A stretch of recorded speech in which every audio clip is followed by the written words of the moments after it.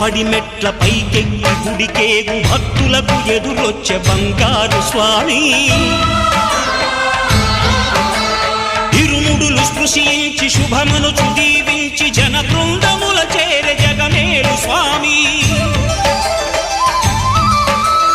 తన భక్తులనరిల్చు తప్పులకు తడబడి ఒక పక్క ఒరిగెన ఓంకారమూర్తి